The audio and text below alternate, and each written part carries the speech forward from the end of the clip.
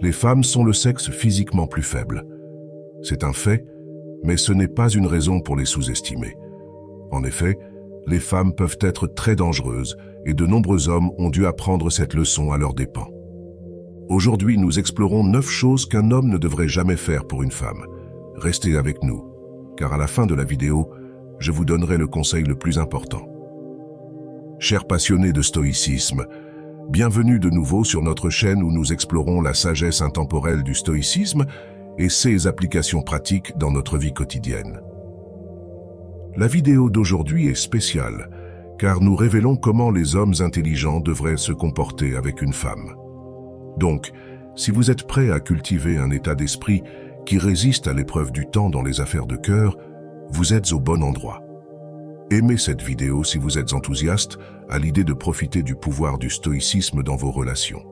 Maintenant, entreprenons ensemble ce voyage en explorant les 9 choses que les hommes intelligents ne devraient pas faire avec les femmes à travers le prisme de la sagesse stoïque. Protégez votre passé. Partagez chaque détail de votre passé, en particulier les parties difficiles, c'est comme montrer chaque secret et défi que vous avez affronté. L'intuition de Nietzsche, selon laquelle les vieilles idées peuvent revenir nous défier, souligne les risques potentiels de trop en révéler. Gardez votre passé personnel et protégé, en partageant uniquement ce qui est nécessaire, tout en préservant les parties principales de votre histoire qui vous rendent résilient. L'histoire de votre vie est la vôtre et ne doit pas être exploitée ou jugée par les autres. Affrontez la peur d'être seul. L'intuition d'Aristote, selon laquelle se connaître soi-même est le début de toute sagesse, souligne l'importance d'affronter la peur de la solitude. Les choix faits par peur, surtout la peur de la solitude, peuvent vous égarer. Passez du temps à apprécier votre propre compagnie et lorsque vous choisissez d'être avec quelqu'un, faites-le parce qu'il ou elle ajoute de la valeur à votre vie. Pas parce que vous craignez d'être sans eux. Gérez votre temps judicieusement.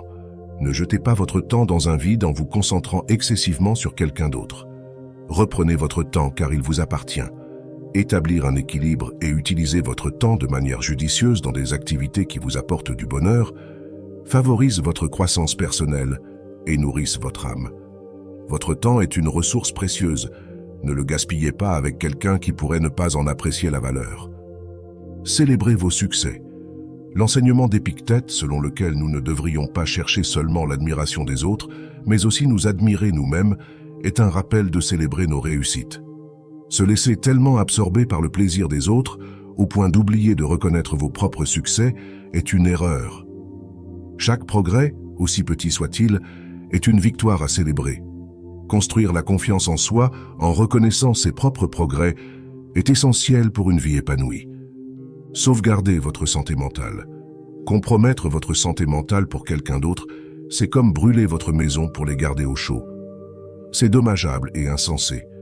Votre santé mentale et votre bonheur ne doivent jamais être compromis pour le bien des autres. Reprenez le contrôle, protégez votre paix avec fermeté et renforcez votre résilience mentale. Ne laissez personne vous priver de votre joie. Vous êtes le gardien de votre esprit. Votre bonheur n'est pas une marchandise à échanger. C'est un aspect non négociable de votre bien-être. Soyez fidèle à vous-même.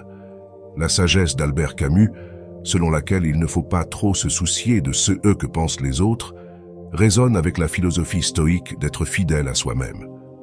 Dire oui à des choses que vous n'aimez pas, c'est comme porter un masque étouffant pour plaire aux autres. Apprenez à dire non et vivez votre vie authentiquement. Ne faites pas semblant pour plaire aux autres. Soyez réel et honnête avec vous-même. Rappelez-vous, vous êtes le protagoniste de votre vie, pas un personnage secondaire dans l'histoire de quelqu'un d'autre. Ne sacrifiez pas votre chemin pour celui des autres. Sénèque a sagement observé que chercher à être à trop d'endroits signifie que vous n'êtes vraiment nulle part. De la même manière, changer votre vie juste pour s'adapter à quelqu'un d'autre, c'est comme porter des chaussures trop serrées. C'est douloureux et inutile. Chaque pas fait pour se conformer aux attentes des autres vous éloigne de votre propre chemin, vous faisant perdre de vue vos objectifs. Embrassez votre unicité et soyez fiers de vos couleurs. Ne compromettez pas votre chemin pour celui de quelqu'un d'autre. Parcourez votre propre chemin avec confiance, car votre vie doit être un reflet authentique de vos aspirations. Donnez la priorité aux relations avec vos amis et votre famille. L'analogie de Platon, selon laquelle les gens sont comme le sol qui peut vous aider à grandir ou entraver votre croissance, souligne l'importance de maintenir des liens avec vos amis et votre famille. Les éloigner pour l'approbation de quelqu'un d'autre est une mauvaise décision. Ceux qui vous ont toujours soutenu, en tant qu'amis et famille, constituent la base solide de votre système de soutien. Ne risquez pas de détruire ce réseau de soutien. Valorisez ceux qui ont été instrumentaux dans votre croissance. Évitez la dévotion obsessionnelle. Marc Aurèle a averti de ne pas être excessivement obsédé par quelqu'un, car cela perturbe votre équilibre et vous aveugle quant à votre propre valeur. Comme un satellite qui orbite sans fin, se fixer trop sur quelqu'un d'autre fait disparaître vos rêves et votre unicité. Reprenez le contrôle. Cessez d'être une ombre vivant selon leurs règles et commencez à briller comme votre propre soleil. Rappelez-vous, votre vie n'est pas un rôle secondaire dans l'histoire de quelqu'un d'autre. Vous êtes la star de votre propre récit. Ne laissez personne éclipser votre lumière. Merci de nous avoir accompagnés dans ce voyage au royaume du stoïcisme, où la sagesse rencontre les relations. N'oubliez pas, embrasser les principes stoïques ne concerne pas des règles spécifiques de genre, mais cultiver un état d'esprit qui transcende les défis que nous affrontons dans tous les aspects de la vie. Tout en explorant ce que les hommes intelligents ne devraient pas faire avec les femmes à travers la lentille du stoïcisme, nous espérons que vous avez trouvé des idées précieuses sur la manière de naviguer dans les relations avec conscience et vertu. En appliquant ces principes intemporels, vous pourrez forger des connexions basées sur la compréhension, le respect et la croissance mutuelle. Si vous avez apprécié cette exploration du stoïcisme et des relations, n'oubliez pas d'aimer, de partager et de vous abonner pour plus de contenu enrichissant pour l'esprit et nourrissant pour l'âme. N'hésitez pas à laisser vos pensées et questions dans les commentaires ci-dessous. Jusqu'à la prochaine fois, restez sages, restez stoïques et continuez votre voyage vers une vie de but et de tranquillité.